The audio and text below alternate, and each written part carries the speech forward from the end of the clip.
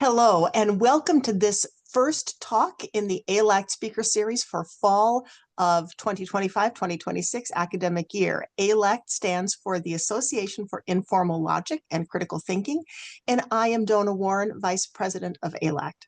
It is my sincere pleasure this morning to introduce Dr. Melanie Trecek-King, who is here to talk to us about misinformation. She is the founder of Thinking is Power, which is a fantastic organization devoted to science literacy, critical thinking, information literacy, all the good things.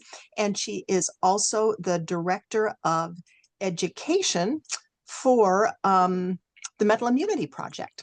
So I turn it over to Melanie, and then we will have time for questions, probably. Take it away.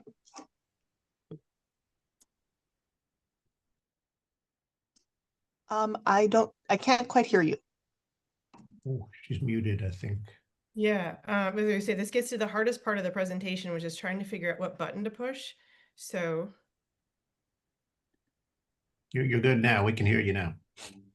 and can you see my presentation? Oh, No, I see your Zoom Something. screen opening, Yeah. and but I don't see your presentation. all right, let me try this again.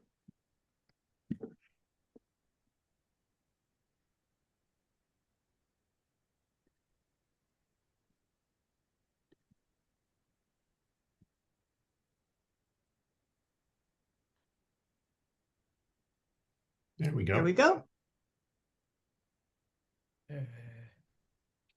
Except I did it again.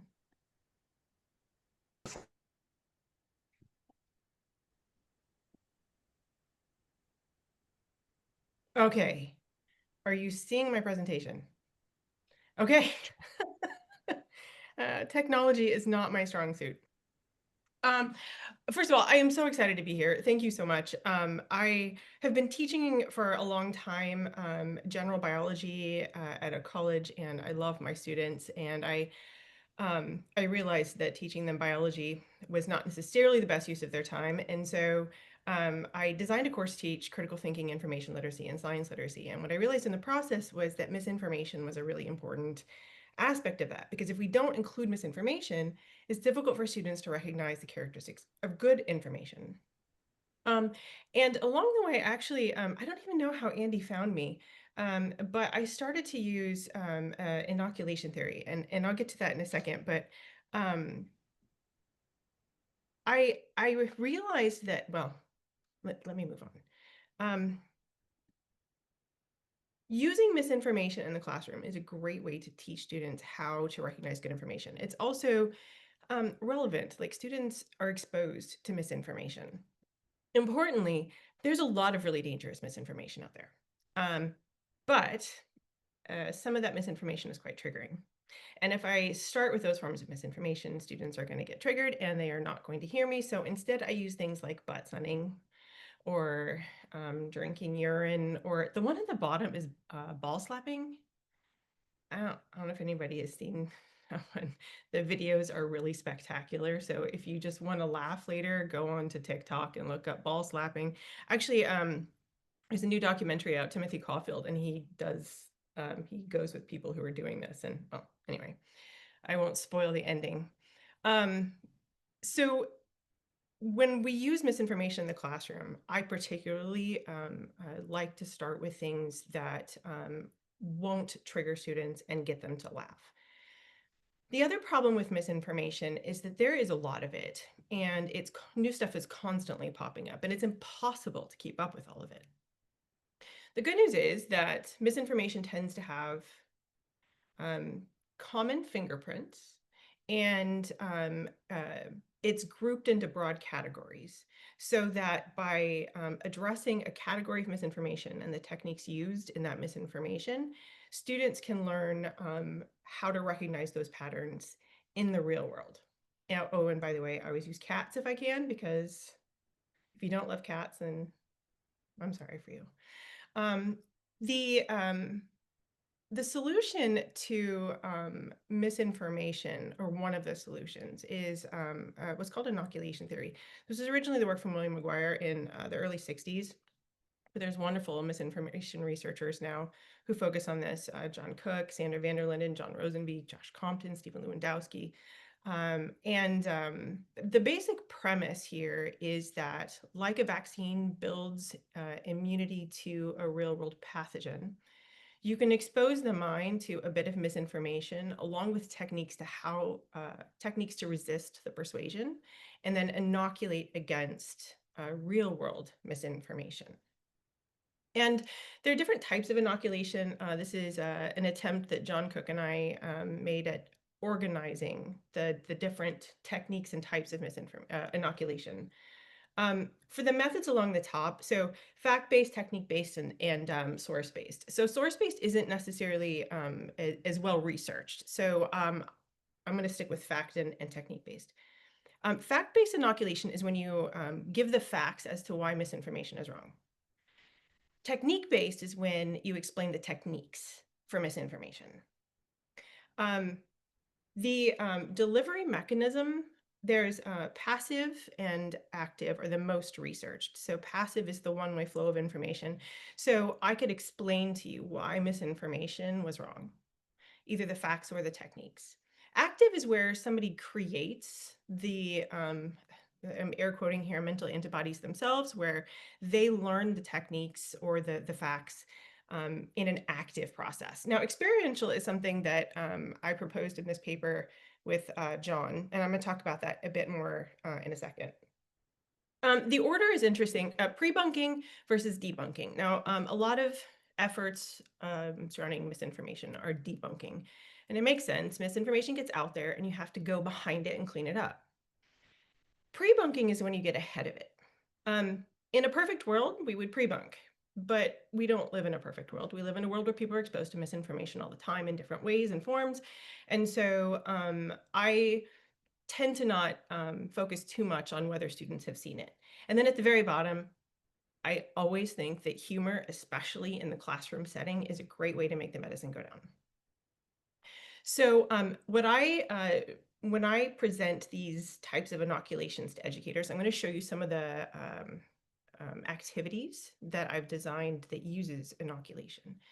But when I show this table to educators, what I do is I help them understand the structure of these, the different types, so that they can learn to make their own inoculation activities. Basically, you start with the type of misinformation that you have in mind. You figure out what the techniques of that information are, and then you have students use those techniques to make a form of misinformation in a silly and humorous way. This is kind of like a magic trick, where if you had a child watching a magic trick, you could tell the student, the child, sorry, that it's not magic. You could even explain the facts, like here's actually what they're doing. You could explain the techniques, but there's nothing like teaching them how to do the magic trick. So that the next time they see a magician do a trick, they go, well, you know what? I know how to do that. That's not actually magic. Likewise, it's not actually misinformation. So there's a series of lesson plans. A minute.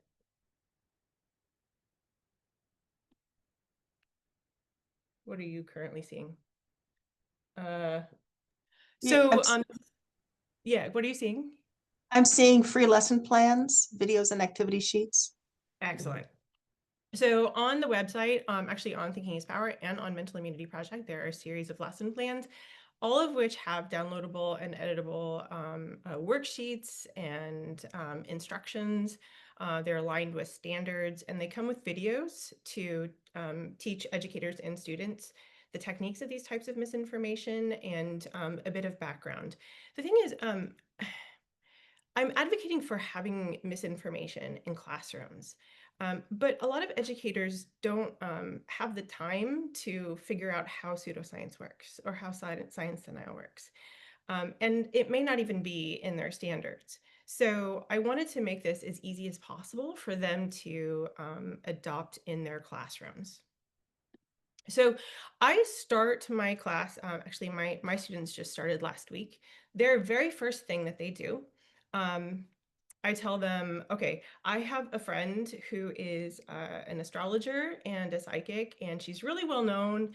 And she has offered, because she knows I teach this class, she's offered to give free personality assessments to everybody in this class. So what I need from you is I have them fill out a questionnaire, like your birthday and full name, and if you could do anything and get paid for it, what would it be? If you had one superpower, what would it be? And if your house was on fire and you could save one thing, what would it be? I learn a lot about students, by the way. But I'm probing, right? I'm priming them into thinking that I'm actually going to give them something really personalized. It turns out I'm a really good liar. Um, I didn't think anybody would fall for this, but the next class, I give them something that looks like this. Although to be fair, it's a full page. And then I have students on a scale of 1 to 5. How accurate was the psychic? And I've been doing this for a long time. It's about 4.3 to 4.5 out of 5, which, by the way, is right in line with the original person who did this, which was Bertram IV in the 50s. He did the psychology class. I know James Randi did it later. We now know these statements here, like you have a need for others to like you, as either for statements or Barnum statements. They apply to everybody. Like, who here does not have a tendency to be critical of themselves? So students are like, wow, that's so me. Yes, I fool students at the very beginning of the class, but we have a good time doing it. They laugh when it's over. And then the lesson here is that you can be fooled. So what I've done is fooled students to demonstrate to them that they can be fooled. Now, if you don't want to be fooled, we need to learn how to think critically. I'm currently writing a book on misinformation. And almost every time I talk to somebody about misinformation, they're like, wow, misinformation is such a big problem. Yeah. And they're like, wow, can you believe what people fall for? They're so stupid. Man, all those people, they're such stupid. Everybody seems to think misinformation is a problem, but it's somebody else's problem, right? And that's the thing, is that we can all fall for something if it hits the right buttons. So this lesson here is setting the stage for, look, we can all be fooled. If you don't want to be fooled, you got to know what your triggers are and how to spot it. And then we move into some of the other examples. Now, all of these are technique-based active inoculation using humor. You all know birds aren't real, right? There's a satirical conspiracy theory called birds aren't real, where the idea is the United States government killed all the birds in the 60s and 70s and replaced them with spy drones. So every time you see a bird, it's spying on you. And so this is a wonderful conspiracy. It's funny. And the people who are in this conspiracy are full on in. So I even have students watch a video. There's a video of one of the guys, and he's talking to a police officer in a parking lot because he's pretending to be a conspiracy theorist. And the police officer is like, what do you mean birds aren't real? Like, there's one right over there. And he says, well, that is on a power line. It's charging up, right? And then he says, I shot a bird and I ate it. And the conspiracy theorist says, the government is doing great things with synthetic meat these days, right? There's always an excuse for why the evidence doesn't fit, which is how conspiratorial thinking works. So what I do is I show students this conspiracy, I have them see how it works, and then I have them make their own. I want you to tell me who did what and why. Find reasons to support it. Go online, find evidence for it, because that's the other thing. You can always find evidence for what you want to believe if you're looking hard enough. Okay, so, and then, oh, they're so funny. They'll like, Professor, do we need to use reliable sources? I mean, conspiracy theorists uses reliable sources. Go to a subreddit, go to a YouTube channel, I don't care. And then I put them with another group. And their job, this group's job, is to disprove this conspiracy. They'll say, well, but what about this? Have you thought about that? And the conspiracy theorists have to maintain the narrative. They have to use motivated reasoning to cherry pick evidence, find reasons to deny evidence that doesn't fit, all to maintain the narrative. Conspiracy theories are immune to evidence. So in this process, they learn how the kind of excuse making happens to protect the conspiratorial narrative in a fun way where they're not triggered. Another example, so I teach a class on critical thinking, and one semester, it was the end of the semester, and I was reading the emails from students. I was entering grades, and I was getting all these emails about how they shouldn't fail the class, even though they didn't do anything, and they would give me all kinds of really terrible arguments. And I thought, well, if you actually learned what I was trying to teach you, you would not be arguing this way. So I designed an activity that uses active technique-based inoculation, where I have them write me a letter using logical fallacies for why they shouldn't fail the class. So in this example, this is a real example from a student in this assignment, I should say. My friend's kid's dog had babies, and I'm so depressed now. Lots of grandmas and pets die around exam times, for example. So here we have a nice appeal to emotions. I'm not going to get into graduate school, and then people will die. So we have a slippery slope. We have, if you cared so much, there's homeless people. So there's a red herring. Oh, and other people agree with me, right? So appeal to the masses, there's appeals to authority. They love to attack my character. They make lots of blonde jokes. And so logical fallacies are difficult to learn. And there's about 1 million of them, and they go by different names, and there's so many different really important nuance. But in my mind, there's about 12 to 15 that if students can get a decent handle on, help them spot the vast majority of misinformation. But again, they are hard to learn. So what I've done here is structured the types of fallacies that I want them to learn, and then had them use them to create an argument that they do care about, but they're having fun while doing.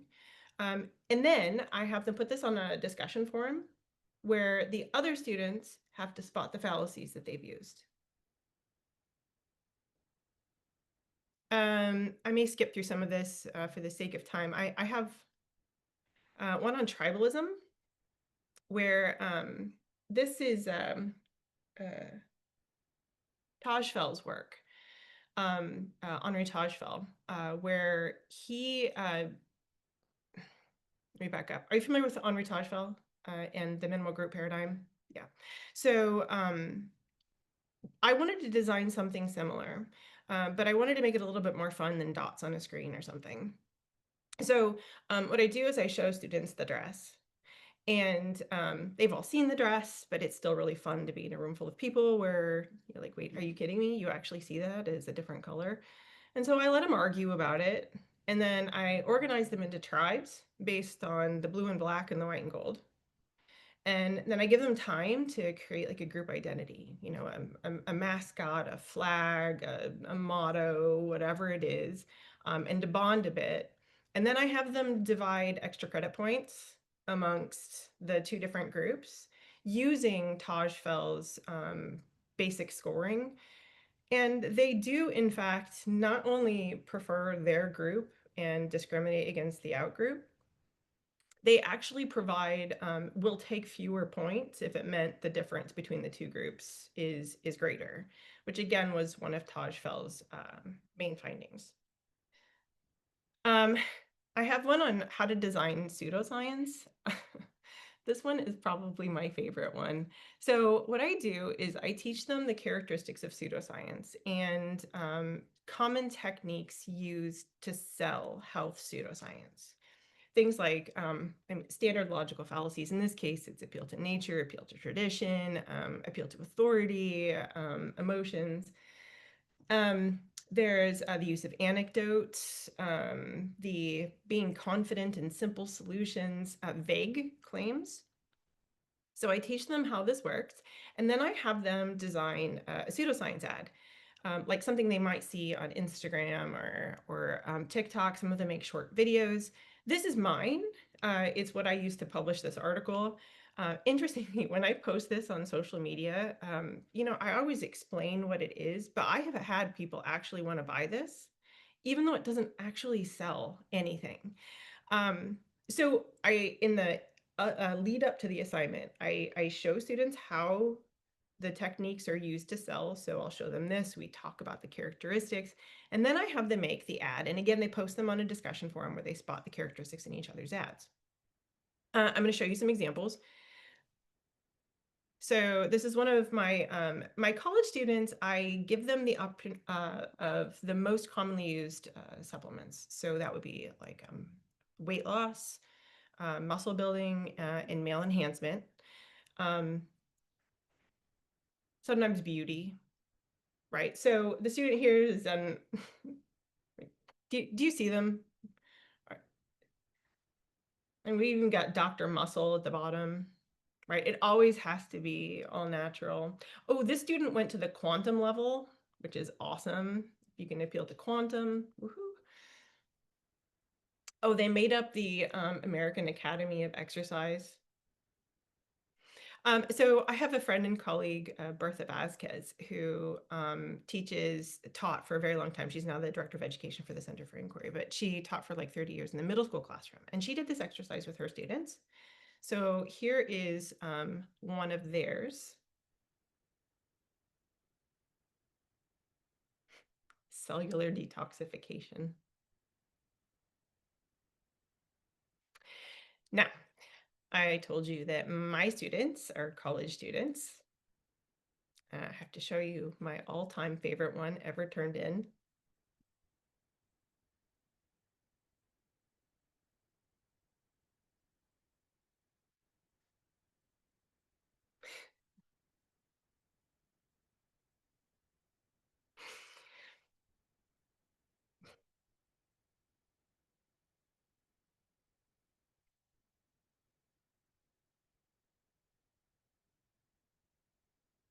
This makes me laugh every time I say it. And I honestly, I don't know whether I should talk about this or just leave it out there, but leave it out there and let you see it. Okay, back to my friend. Her male students asked if they could, a group of male students asked if they could do male enhancement, and she told them no. So here's what they turned in.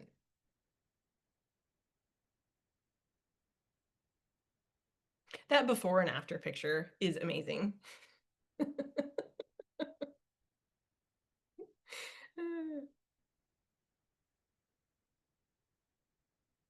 It always is the cellular level, right? Now, interestingly, she was giving this at a presentation, and somebody in the audience raised their hand and said, "Do you know who Dr. Sins is?" She's like, "No." Apparently, that's a porn star. So they tried to pull one over on her, and it did in fact work. The reason I show you this is because we try very hard to protect young people from misinformation, and rightfully so. And actually, schools will even lock down what websites you could go to. And we're very careful about what we cover in the classroom, again, as we should be. But we are also fooling ourselves if we do not own up to if we don't accept that students are seeing these things.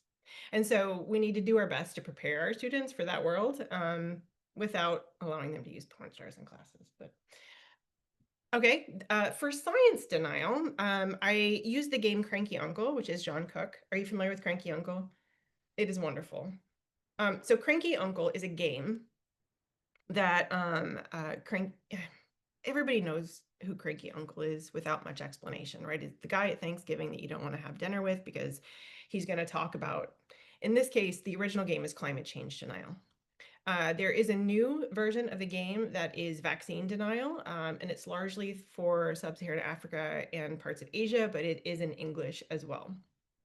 And the characteristics of science denial are summarized by the acronym FLIC. So fake experts, logical fallacies, impossible expectations, cherry picking, and conspiracy theories. So the game teaches you, let me show, teaches you those techniques. right? So here we have a fake expert. Here we have a logical fallacy, in particular the single cause, right? Just because somebody has died naturally in the past does not necessarily mean they're doing so now. Here we have an impossible expectation.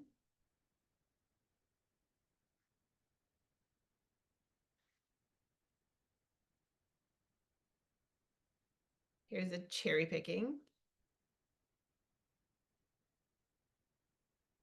And here's a conspiracy theory.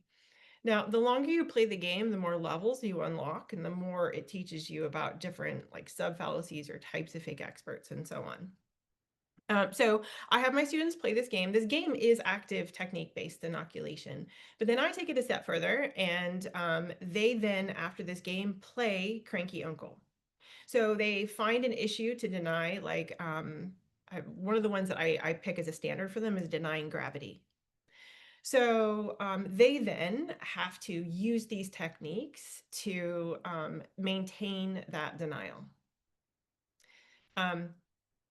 This game is really fun. So the longer you play, the more you piss Cranky Uncle off, and you earn cranky points. And so like I have them play to like 500 cranky points until they're super cranky, and then they can be cranky themselves. So there are other activities, but the point is with this type of inoculation, it's really, you're only limited by your imagination. So if I wanted to, for example, create one on fake news or propaganda, right? I could start with the category of misinformation, techniques as to how that misinformation works, and then have students use those techniques to make silly examples. I have noticed that some of the biggest issues with these is the initial coming up with like something to deny, or even different, but let me see. They're wonderful online generators to help with all of these different problems. Like this is a bullshit generator. Bullshit generators are wonderful. This is the Seb Pierce one. When you click reionize electrons, it gives you new bullshit that is, this one's based on, I think it's a Deepak Chopra algorithm. So it like you quantum at the cellular level and so on. So it's a great way to come up with bullshit for the students' examples of misinformation. For things like conspiracy theories, there's the Antichrist generator. So you put in something like, am I the Antichrist? I put in my name and it figures out how to make like 666 out of it. That's one of the characteristics of conspiracy theories is their pattern recognition, right? Heightened pattern recognition. If you put these things together, look, right? So here is, I've used ChatGPT to help make a fun conspiracy theory. I have noticed that the large language models don't necessarily want to help with some of these things. I think they're trying to protect the flow of misinformation, right? So they don't want me to come up with a conspiracy theory. But if I prompt it by telling it it's an activity and what I'm doing it for, and make it similar to an existing satirical conspiracy, then it will help. Here's another example with horoscopes and Barnum statements. Oh, another example activity I do with my students is I teach them how to be psychics. So finding Barnum statements is a great way to help them be a psychic. If they're doing various types of news or something, there's like Twitter generators, or you can make a social media post look like it was created by somebody. I use this example. I spoke at a conference in Australia, and so I had just taught them what Florida Man was, and so I had to use Florida Man and draw bear. And then, oh, here's another example I used in Australia. You can make news headlines. There's news headlines generators. I mean, at this point, with some of the technology for creating even video, audio, and photos, you're basically unlimited in what you can think of. Now, all of this raises an important question of, I'm actually teaching students how to make misinformation, and there can be danger in doing it, although my approach, I'm hoping, is helpful, but it is really important to do debriefs. For example, I will go back to the beginning of the semester and say, remember how it felt when you were fooled when I did the personality assessment, right? It doesn't feel good to be fooled. Don't fool other people. And also, anytime you teach anything, you run the risk of somebody misusing that knowledge. So I could just teach students about misinformation and they could create it on their own. My goal here is to teach enough people how types of misinformation works so that they don't fall for it and slow the spread of it, so that we get a significant enough portion of people who don't fall for misinformation that even if somebody tries to use this for evil, it won't work. That's my optimism. I hope that works. So thank you very much. All the lesson plans are available on both sites here. I'm just coming back to this misinformation. I did not set out to work this much on misinformation, but it's such an important problem of our time. And one of the, I think, key ways that we can apply critical thinking to help people understand what we know and what we don't know and how to not be fooled, and also even how to have conversations with each other. So thank you very much for your time. I would love to answer any questions if you have them. Oh, I Thank also you. have sourcing if you want any of these, but I can send it to you if you want. Wonderful. Thank you so much. Comments, questions?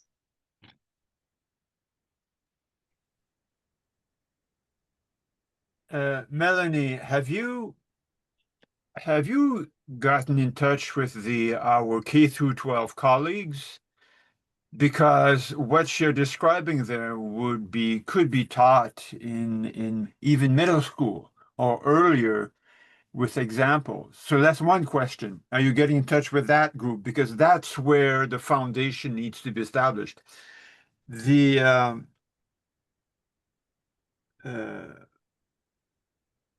so let's just start with that one. Have you got? I agree with you entirely. This kind of content could easily go down to middle school, and probably should be. No, I have not gotten in touch with that group, but I would love to. Okay. I will email your stuff to a few individuals I know, and hopefully they'll start doing something with it. Awesome. Thank you.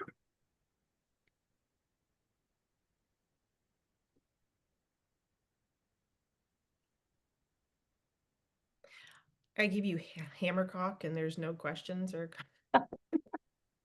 Oh, another question. Yeah. How, and this is the really challenge for all of us as individuals and as teachers, because what you're teaching is how to criticize others. Is there a way to use this so that we can learn to be self-critical? Because if we just cultivate the criticism of others, that will tend to exaggerate our own intellectual independence and power. So if there's going to be any sort of intellectual humility, we need to become aware of our own limitations. Have you been using, I mean, this wonderful material you've got as a way to get students to reflect on their own limited reasoning abilities? Yeah, that is such an important point. And as somebody who communicates science a lot online, the use of critical thinking as a weapon to attack what somebody doesn't like is not the spirit of critical thinking. Also, a lot of there's really wonderful efforts out there that address different types of misinformation, things like climate change and evolution, vaccines, and so on.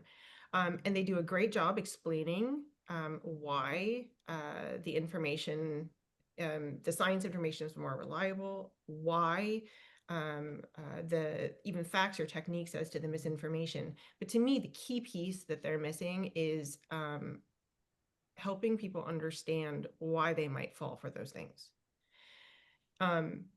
Knowing how misinformation works is only half of the battle. you can't not fall for misinformation if you aren't aware of your own vulnerabilities. It's why that response, whenever I say, I'm working on misinformation, somebody will say, that's an other people problem. It's not an other people problem. Like, all of us can fall for it. And I think that awareness, I try to take that throughout the entire course, and in everything that I do.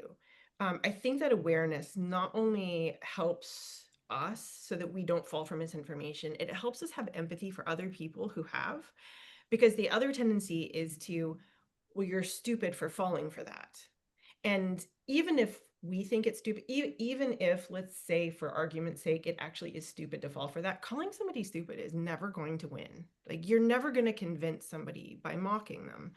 And so, yes, the intellectual humility is an essential piece, not only for ourselves, but for relating with other people, if we want to address this problem of misinformation.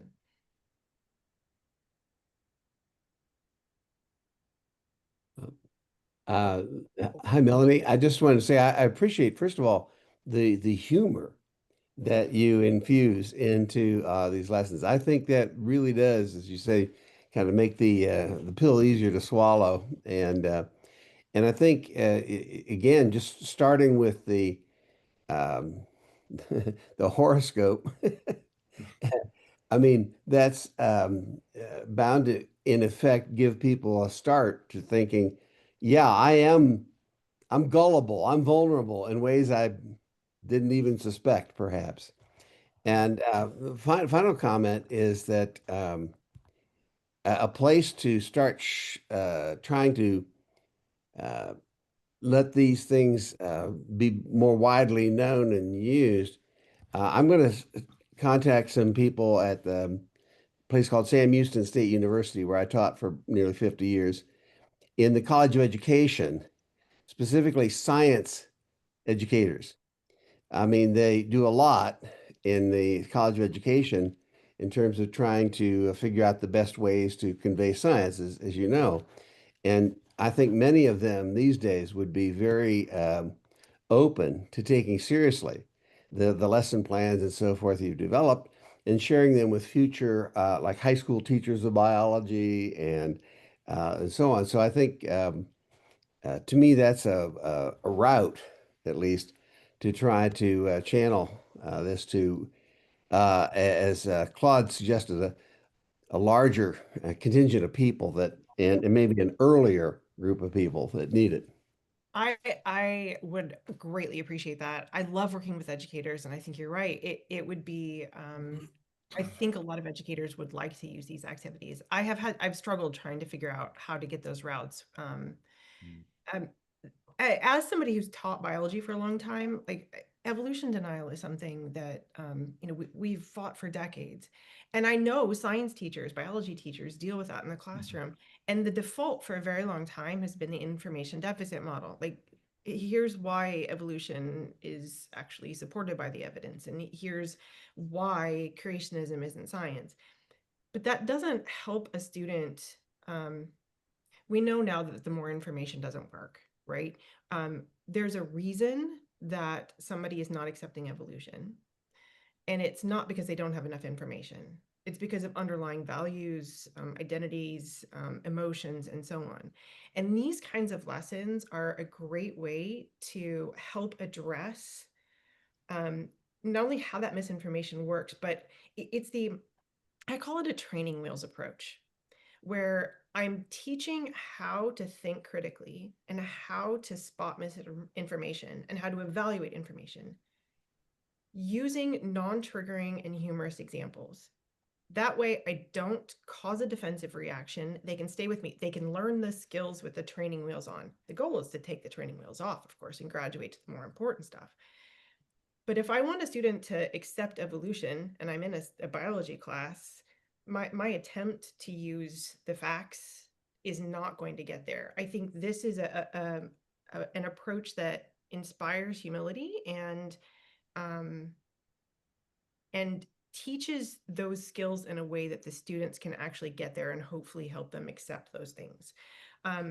So yes, that's a long-winded way of saying I would love to. Well, Quick question there. Back in the day when I was teaching scientific reasoning, there was some wonderful material out there, like how to think about weird things, Oh, I love and that book. then Ronald Geary's book, Understanding Scientific Reasoning, had a great selection of pseudoscience and great exercises. And then there were some wonderful videos. For example, even Nova had some on the Bermuda Triangle and the classic videos with the amazing Randy. Those were wonderful. Good grief. But they only went so far. I think today, with these very active interactions with these websites, that's even going to be more effective. That's just a wonderful addition. I wish I would have had that years ago. What can I say?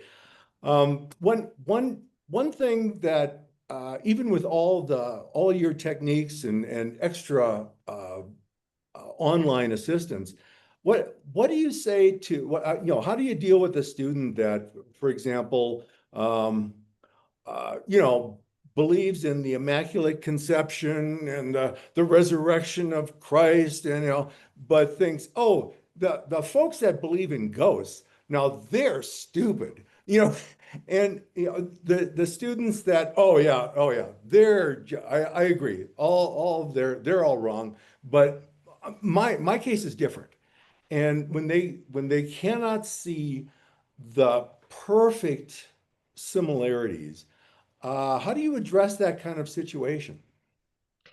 Yeah, that is really hard. One of the things that I teach early and try to maintain throughout the whole class, like it's a science class, is the difference between the kinds of claims we can test and the kinds of claims we can't test. Mhm. Again, I use the silly examples to get there. Like one of my favorites, Pythagoras thought that when you farted, you lost part of your soul. Oh, wow. Okay. So he wouldn't eat beans, for example. And so I tell my students this and they laugh, right? And I'm like, okay, now test that. Like, wait, what? Right? And so almost always the conversation is, well, do I lose my soul when I burp? Like, right? I don't know. You tell me. Well, my dog farts. Does my dog have a soul? I don't know. Um, oh, my favorite. If somebody else farts and I breathe it in, do I get part of their soul? Oh, Right? okay.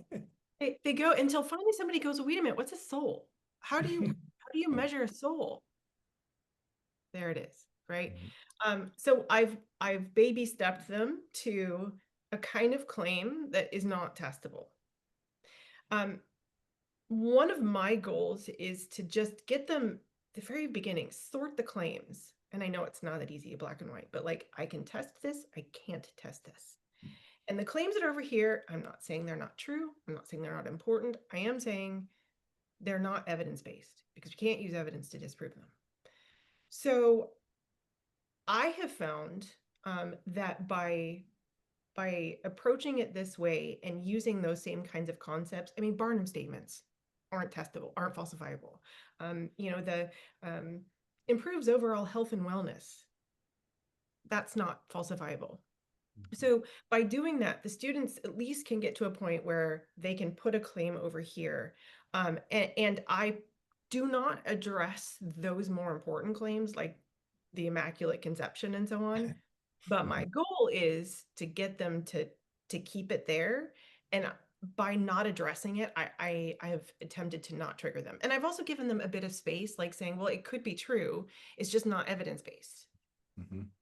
Okay. What if they start appealing to like religious texts as there's my evidence? Good grief, that's more solid than the physics textbook. Yeah. Then that's a really good question and conversation on what evidence is. Yeah. Yeah. And because, RFK right now has moved us from, oh, geez, corrupt science to the gold standard. And he's got his own scientists. And that's really tough to combat at that point. Um, Yes, that is really hard. The class that I've designed is a 4-month. Students are captive, captive. They want to grade, right? So they have to stay with me the whole time. Well, I break them down, little lessons a bit at a time, and I get them through a sequence till they finally get to the end. Online, I do not have that luxury. People come at different ways, different times. I'm struggling with how to address it that way because I think the way a kind of course like that is designed, it is an effective approach, but it takes a long time and it takes they have to have a desire to be there. Oh, very good. Hey, you mentioned a lot of really nifty websites. Geez, are they all free? Yeah. Wow. Okay. Yeah, and my website, Thinking is Power, all of those web activities I showed, all of them are free. Um, they're also on Mental Immunity Project, and I communicate a lot of this stuff on social media, and all of that stuff is free. I make, TikToks and Instagram Reels with these little lessons. Actually, the Bertha Vasquez, the education director for the Center for Inquiry, has taken a lot of those short videos that I have and put them together in a series of bell ringers for classes. When a lot of classes are starting, the students are moving around, they have to get things set. So you put a bell ringer up, they have to watch a couple-minute video and think about things to get settled for the day. It's a great way to get the curriculum in a small way without taking extra time for the teacher. I used to play Pink Floyd for that, so I don't know. Maybe I missed an opportunity. I don't know. Thanks. This is great, Melanie. You're doing fantastic work. Thank you so much for doing it, for putting all those resources out there. And one of the things that I'm thinking about, and I'm wondering if you've encountered, are students who are hesitant to oppose misinformation, or better, maybe unsure about how they should do it, because they realize that maybe close family members or close friends are very much embedded in that community. So by what are more of those communities? So by engaging in the activity of maybe even themselves not buying it, they separate themselves from family. And certainly by perhaps challenging it, they risk alienating family. And I'm just wondering if any of your students have come to you with that, and if so, how you address it. Yeah, again, I tend to avoid the really triggering stuff at least till the end. But we do. I have at the beginning. I have a section on epistemology, and we talk about the role of identity and social identity in beliefs, and on how difficult it is to oppose your tribe, and how we often assume that because somebody in another group believes something, it must not be true. The tribal heuristic when it comes to knowledge. So being aware of how non-triggering example. So I went to Vanuatu a few years ago, and the they have cargo cults. I don't know if you know, Sagan wrote about them as well. In World War II, when the United States was island hopping across the South Pacific, they would get to an island and build like a runway and fake airplanes, bring in munitions, and then move on to the next. Well, the people there had been isolated for a very long time, and they'd never seen this kind of stuff. And so American GIs came there, and they built a religion around it. So it's called the John Frum Cargo Cult. Every year on, I think it's February 15th, is John Frum Day. They wear red, white, and blue and paint USA on their chest, and they have like mock guns, and they sing American patriotic songs, and they build like mock runways and airplanes out of bamboo, and they've got like American GIs and pictures that they worship. And there's a really interesting, so I saw this and I'm like, oh, that's kind of weird. And then I realized how many things do I believe that they would think is weird? And it's simply because it's part of my culture that I've never questioned. And actually, there's a really interesting interview with one of the chiefs there, the Smithsonian. They asked, like, it's been like 90 years and you're still waiting for John Frum to come back. And he said, well, it's been 2000 years and you're still waiting for Jesus. Right? So, but like my students don't believe in this religion. To them, it's kind of silly and odd, and so they can take an outside view at something like that, start to understand why they would believe that. Everyone around them does, and so again, it's externalizing because it's easier to see in other people than ourselves. But I want them to see it in themselves, right? So, as to how do they talk to people around them who may believe some of these things, that's interesting. I actually had a student who we were talking about supplements, and he raised his hand. He's like, "I'm sorry, I have to leave and call my mom." So he went out and was like, "Mom, those supplements you have in the counter or in the cabinet." Um, I've had some say, "Oh, I can't wait to talk to my girlfriend about homeopathy," that kind of thing. That is not what I'm trying to do, right? I don't want you to go start with fight with somebody that you love. But I do teach them how to have conversations with people who disagree with them. I use a method similar to street epistemology, the Socratic questioning. Um, but at its core, it comes down to understanding ourselves, recognizing the ways that we might be wrong.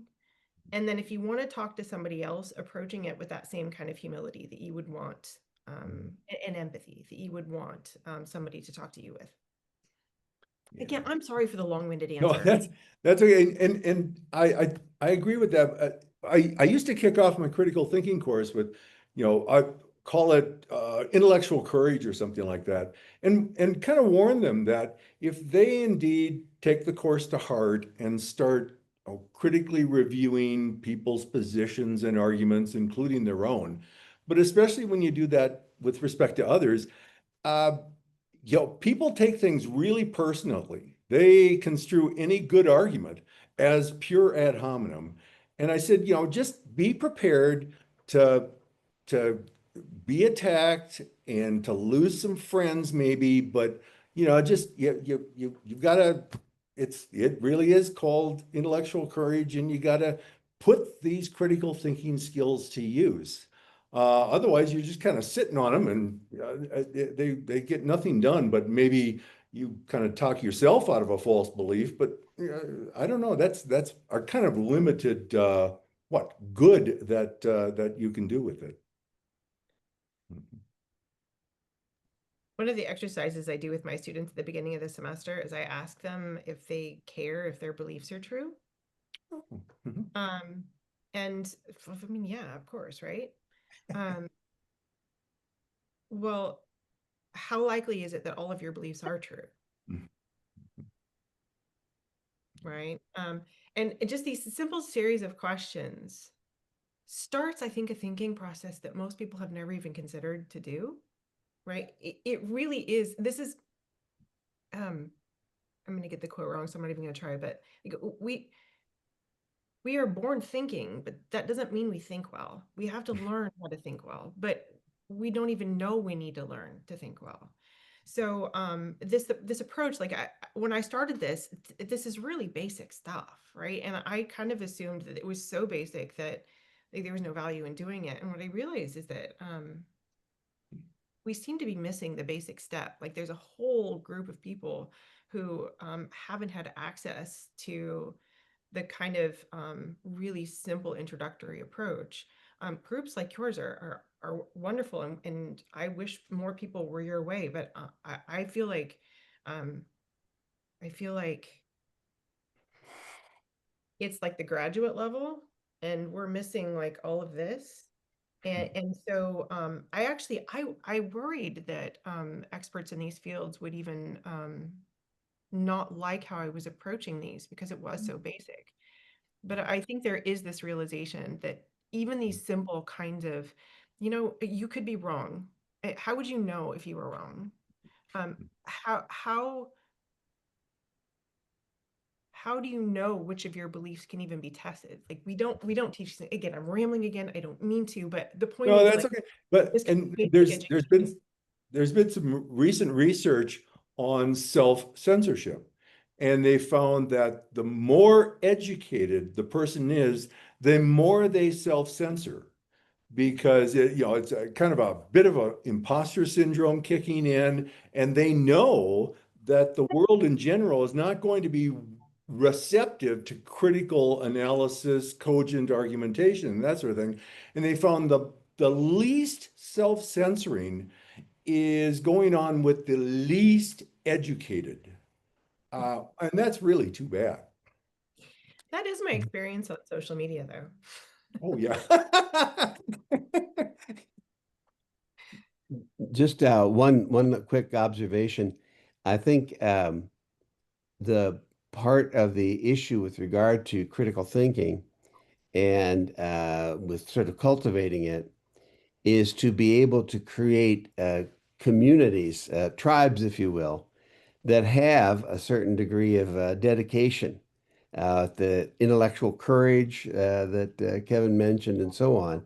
And if you find yourself able to associate with people who value critical thinking, who are interested in examining beliefs and so forth, that makes it a whole lot easier to expand and just, in effect, live a life that's more oriented toward finding such truth as we can. And so I think that's one of the things that's, we tend to treat it as an individual matter, get your head straight and so forth. But it really requires community building and certain sorts of community. So that's just a plug for Yeah. That, And that was brilliant, a actually. plug for That, ALAC, among other things. it's a, yeah. So thank you. I see we are at time. I just want to thank you again for helping to build such a community that Frank discussed so eloquently. And I look forward to posting this as soon as it is postable. Yes. Have a it was so wonderful lovely day. to meet you all. Thank you Thanks. very much. Thank you.